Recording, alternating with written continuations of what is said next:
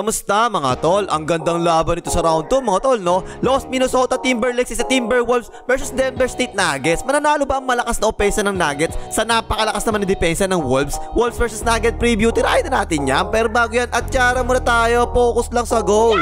Okay, first five ng Wolves, si Pusakat, Jaden McDonald, si Capre, si Langgam, tsaka si Mike Conley Rayson Camera. Sa Nuggets naman, si FPJ, si Gordon Dakdakmo, si Joker, si Mahal Murray, tsaka si KFC. So dyan pala mga tol, no? Sa first five pa lang, para match na match lang talaga itong dalawang to Tapos sa bench naman, para sa Wolves, si Slomo, si Alexander Walker, tsaka si Riley Reid. Sa Nuggets naman, si LeBron, si Watson, tsaka si Michael Jackson.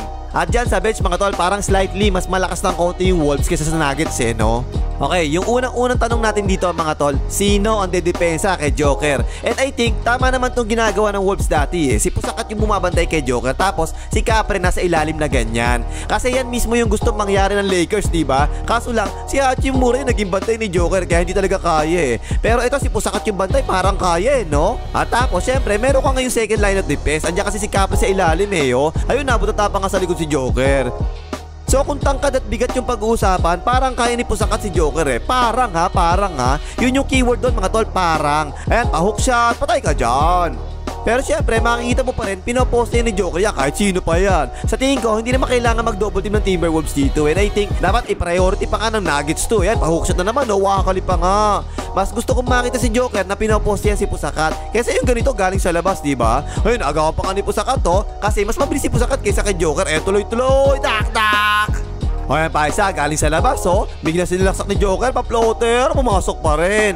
At gaya na sinabi ko sa Lakers, kapag si Joker jumamper mga tol, yan na talaga yung best siya si Pusakat na makadepensa. O yan, nice defense pero pumasok pa rin yan.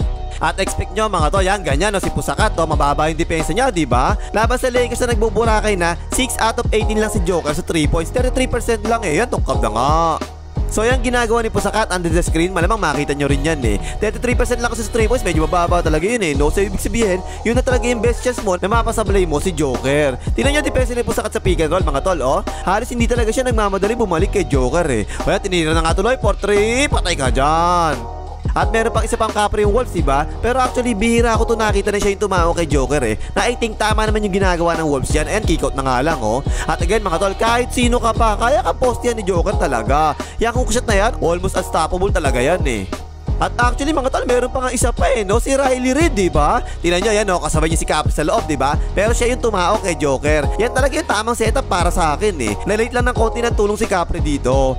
Pero sa kanilang tatlo mga tol, syempre, siya na yung meron pinakamalit na chance na mapigilan si Joker. So expect nyo mga tol, pag yan ang tumawag kay Joker, panay atake talaga gagawin ni Joker dyan Hoy, like mong hype ka. Kung hindi pa papaalala sa'yo, hindi ka pa maglalike Maya ka naman, mag-like ka na. Now, sabi natin kanina, diba? Ganyan yung ginagawa na ng setup para itong si Capre pwedeng makatulong palagi sa ilalim. Para ganyan, tinan nyo tumulong si Capre sa ilalim, nice defense yun, wala na nga.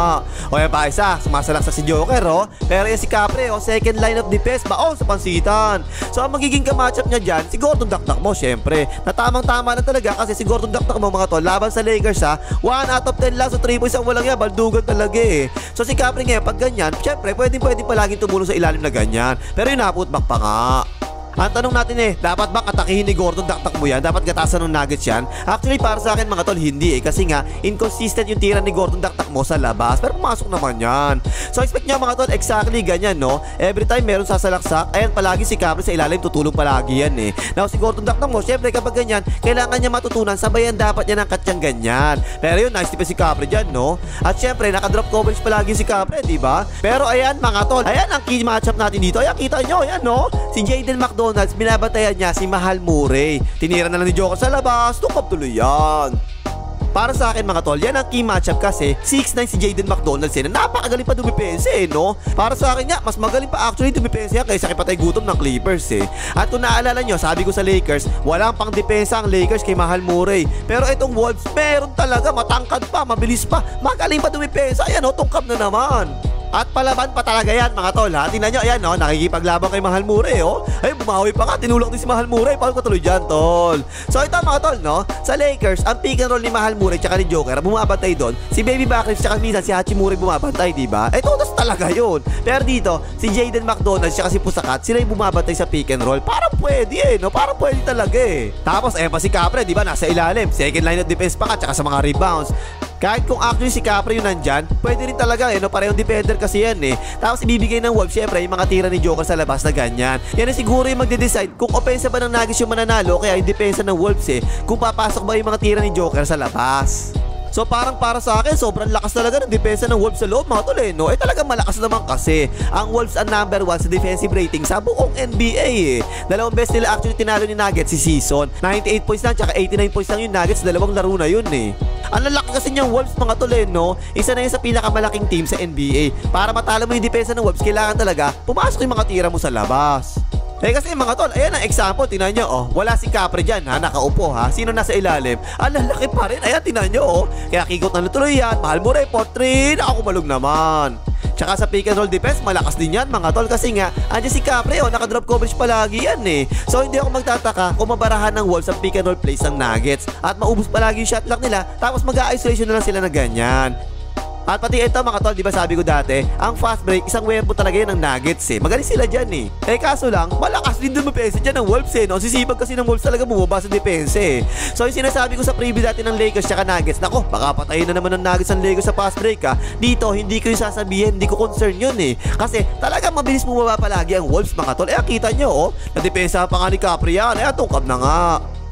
Now ito mga tol kahit pa sobrang lakas ng depensa ng Wolves, meron pa rin talagang butas yan. Ito yan si Mike Conley Reyes o camera, yan patay ka dyan. Yan lang mga tol yan lang yung kaisa-isang butas ng depensa ng Timberlakes. So pag yan napatapat kay Mahal Moore na ganyan, asahan mo yari talaga yan. Na dapat talaga atakihin palagi ng Nuggets yan. Kunin nila palagi sa switch yan o kaya idaan nila palagi sa pick and roll kasi itatago ng Timberwolves yan kay KFC malamang Ang gawin nila taga-screen si KFC para makakuha ng switch o kaya si KFC na mismo, siya na yung aatake. Maliit kasi yan mga tol, 6-footer lang yan Kahit mag-drop coverage pa yung Timberwolves, kung si Conley Reyes sa camera siya bumabatay sa perimeter, pwede talagang tirahan ng ganyan Now ito sa kabila naman mga tol, 100% sure si KFC ang tatao kay Langgam. Ang tanong kaya ba ni KFC? Parang injured ata si KFC nung last game I think mga tol, kahit 100% pa si KFC, kahit hindi injured mahihirapan pa rin talaga siya kay Langgam ngayon. Walang yamo galing ni Langgam ngayon Iyak nga si Tuklaw Dati mga tol, naalala niyo ba? Binirake ko ni si Langgam, diba? Ang sabi ko doon, napakalakas talaga nito sa mga salaksak. Naiwan pa nga silang lahat dak. Pero that time kasi, ang sabi ko doon, mahina to sa mga jumpers So kung masusundan siya ni KFC na ganyan, tapos makapajumper siya na ganyan, panalo na kagad si KFC dun At this year, kung titingnan natin yung shot niya, ayan, tingnan niya sa mid-range mga tol, medyo mahina pa rin talaga kasi nasa 30% pataas lang yung mga karamihan ng mga spots. Pero sa 3 points, around league average na siya dyan. At dun nga laban sa Suns, diba sa game 4, tumira siya ng 7 out of 30 sa 3 points dun Ang total niya laban sa Suns, 14 out of 32 sa 3 points, 43.7%, mataas no? So delikado na ngayon si Langgam sa 3 points. So syempre kapag ganyan, hindi pwedeng ibigay ni KFC yung 3 points, diba? Kung mapapatira niya sa mid-range si Langgam, yung pwede na yun. Yun na siguro yung best chance niya na mapigilan si Langgam. Kasi for sure, aatakihin talaga siya nito palagi. Ang tanong kailangan ba dumobble team ng Nuggets? Ikaw mga tol, hindi Unless na lang siguro kung meron talagang iniinda si KFC. Pero kung ako yung Wolves, ang gagawin ko, kukunin ko palagi sa switch si Mahal Moore, lalo pa ngayon, di ba? Merong iniinda yun, parang injured Kaya nilang gakatakihin yan, papanda na nga. Kasi kung si Mike Conley Reyes ang camera, siya yung butas ng depensa ng Wolves, syempre, eto si Mahal Moore naman, siya naman ang butas ng depensa ng Nuggets. So kapag inatake nila si Mahal Moore, tingnan nyo double team na kayo yung Nuggets, diba? At dyan na ngayon magkakagulo ang depensa ng Nuggets. So kunin mo palagi sa switch, atakehin mo palagi. Injured pa yan, diba? Hindi yan masyado mag-e-effort sa depensa. Yan, kinalabaw na nga Now, ito pa yung isa pa mga tol, si Pusakat, diba? Siyempre, si Gordon Dakdak mo, itatao dyan. Kasi siyempre, kailangan mo ipreserba si Joker Yan yung isa pang kailangan talaga atakihin ng Timberwolves. Pasok na nga kasi mga tol, si Gordon Dakdak mo, napaka-importante niya sa Nuggets Kasi nga, kapag nauupo si Joker, mga tol, napansin nyo ba? Si Gordon Dakdak mo, siya yung sumesentro para sa Nuggets At syempre, mas malaki ng konti si Pusakat dyan, diba? So kunwari, mapafoul trouble mo yan. Para sa akin, halos kaparehas lang yon kung si Joker yung na-foul trouble mo Kasi mangyayari doon, masisira yung rotation ng Nuggets. Ang tanong bakit hindi na lang si Joker ang atakihin mo? Para sa akin mga tol, parehas lang ang timbang yung dalawa Kung si Gordon Dakdak mo, kasi si Joker yung aatakihin ng Timberwolves. At saka mga tol, kasi si Joker ang gagawin nila dyan, si Capri ang babantayan yan. Hindi naman offensive player si Capri mga tol Kaya ni Joker depensahan niya si Capri. At kahit idaan mo pa yan sa mga pick and roll, hindi masyado threat si Capri dyan, diba? Unless na siguro kung pa-alley-oop Kasi hindi talaga yan straight niyan, pang depensa yan si Capri Pero syempre mga tol, pwede mong pang screen si Capri sa labas, diba? Kasi kadalasan, nakadrop coverage si Joker palagi Para makatira ka ngayon sa labas na ganyan, patay ka dyan. Yan mga tol, pwede talaga yan, no? At i-expect nyo, ang mangyayari dyan, si Mike Conley Reyes ng camera kadalasan gagawa niyan para sa Timberwolves. Pero syempre, hindi naman siya yung first option ng Timberwolves sa opensa, diba? So siguro, hindi ito madalas mangyayari eh. Pero oo mga tol, butas talaga ng Nuggets din yan. Syempre, kung papasok yung mga tira ng Timberwolves sa labas. At ito mga tol, no? Ito yung tingin ko pinaka-importante talaga sa lahat. Yung mga minuto na nakaupo si Joker. Bakit kanyo? Kasi mga tol, dun sa Lakers kapag nakaupo si Joker, nakaupo rin palagi si Davis Alon eh. Pero dito sa Timberwolves, hindi ganon. Nasa loob ngayon si Pusakat. Tinan nyo, pumoposte pa nga, nakangalabo pa nga sa loob eh. Actually mga tol, dalawa pa nga sila ni Riley rin, nasa loob silang pareho eh. Puro poste yung ginagawa nila kapag nakaupo itong si Joker. Lamang kasi talaga sila sa laki eh. So kung ang mangyayari, makakapitalize ng Wolves yung 3 to 4 minutes na nakaupo si Joker sa simula ng second quarter tsaka fourth quarter, diba? I think malaki talaga yung chance mananalo ang Wolves dito eh. At nagagawa nga nila yan kasi nga marami silang malalaking players. At tsaka syempre yung coach nila, hindi naman si Coach Hamunado, diba? Si Coach Hamunado allergic sa big man yun eh. Ang Wolves talagang ginagamit nila yung big man nila pag nasa loob. Tinan nyo oh. At hindi ito biro mga tol doon sa isang laban nila ngayong season nung naupo si Joker second quarter, ang ginawa ng Wolves 8 sunod na tira, puro sa loob talaga tinira eh. Yan mga tol, yan no, yan lahat ng nakikita nyo ngayon, lahat yan, sa loob talaga lahat eh no. Alam ng Wolves wala si Joker nakaupo, ang ginawa nila, sa loob talaga sila lahat tumira. Tapos yung bench mga tol, no? I think this year mas malakas pa actually ng konti yung bench ng Wolves kaysa sa Nuggets. Si Riley Reid, ang galing yan eh. Parang pang first time talaga yung galing yan eh, no? Pero kasi, masisibag naman kasi mga bench ng Nuggets eh. At syempre, andyan si LeBron. Doon na lang sila babawi. So yun mga tol, no? Sa tingin ko lamang pa ng konti ang Timberwolves kaysa sa Nuggets eh. Kung mayroon konti lang talaga.